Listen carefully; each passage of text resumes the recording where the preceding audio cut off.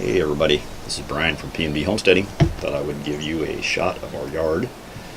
We're in the, I believe, third weekend of September, so I thought I would do a little panorama video of what we got going. You can see up there, there's our Liberty apple tree up there with its harvest ready almost to be picked off. Our tomatoes, you can see these in the boxes up here, they're starting to get their fall die off because the sun usually only peeks over the tops of those trees for maybe an hour, and then it goes back behind with the fall equinox. We start losing our sun. There's the rest of the tomatoes over there. You can see there, the ones along the fence there, they're starting to yellow more. Paulo went over there and harvested pretty much every tomato and tomatillo off of those bushes this past weekend. And, dehydrated those. We've been dehydrating those and making canned salsas, and she's just canning some roasted tomatoes to be used for generic purposes later, like we can just blend it into we can puree it, or she'll puree it.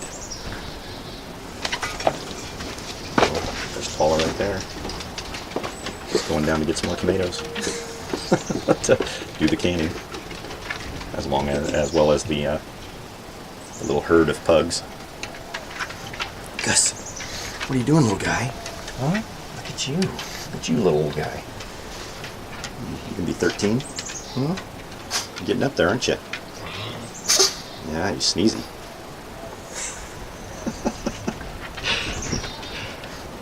There's the bird bath. This is our peach tree. Got to do some pruning on that this winter. There's a lot of low limbs here that are going to come off. That way we can raise the canopy.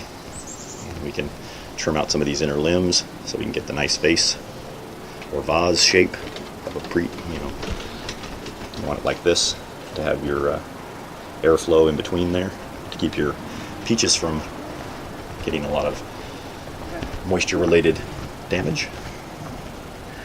I'm going to go down there and give you guys a good shot of the tomato bushes. Well, she's got her next batch ready to go into the oven.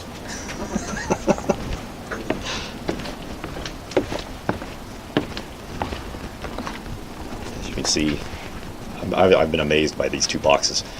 These two boxes in the front here were pretty average producers last year, and then I put a lot of effort into putting cover crop in last fall as well as this spring into these boxes, and look at the fertility. I mean, just look at how much growth there are of tomatoes in this box. This box here had 12 tomato plants in it because I had a bunch of extras and I just loaded this box up. So you can see there's just a huge amount of tomatoes that were produced in that one. This one over here, I had 8 tomato plants. And you can see just by the amount of growth in there.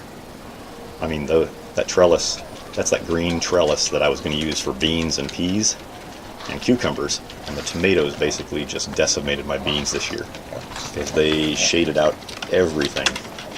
Back box to where we had a very, very poor bean production this year, and we won't be doing as many tomatoes next year, but just the sheer height. I mean, these things climbed up and they're going over, and now they have gone down the other side by about 2 feet. So I guess if I was stringing these up, they'd probably be at least 14 feet tall. Because I mean, you got to figure the tops of those. I mean, that trellis is 8 feet, made with 8-foot 2x2s. And it's sitting above the ground 1 foot to 1.5, maybe 2 feet on top of the 12-inch garden box. It's elevated above on top of bark mulch.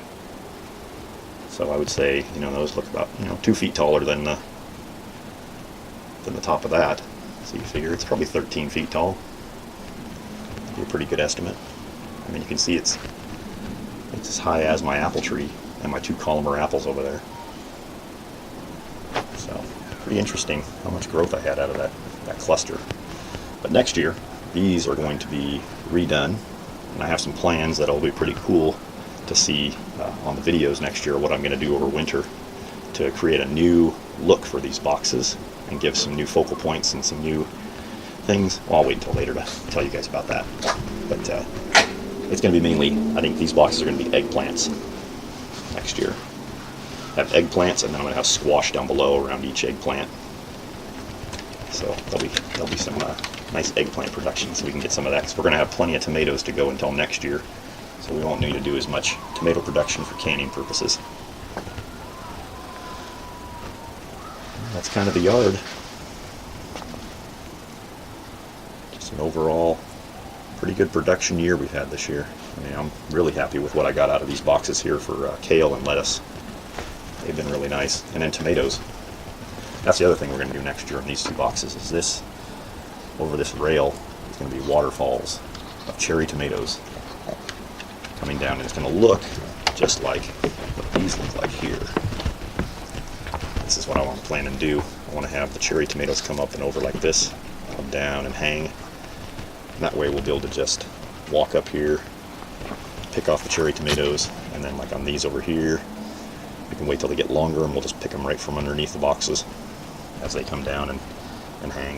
It'll be interesting to see how long I can get those to grow. It'll be pretty cool. See if I can get some 12-footers coming down off the top of this deck, going all the way to the ground. That'll be kind of neat. I love gardening. It's so much fun. Each year is like a brand new canvas. You get to, paint your picture of what you want to have for your production. The neighbors, they said that they really love looking over here in my yard after when Paula went and gave the tomatoes away. They said they love looking back over off their decks and seeing what I'm growing. Because they get amazed at how much my yard changes from barren in winter to the amount of growth I get every year. All right, well that's kind of a yard shot for the little urban homestead. Next year we may have chickens here on the homestead, which will be pretty cool, because then we will be an actual homestead. Okay. Well, this has been Brian from PNB Homesteading. I'll talk to you guys again. Bye.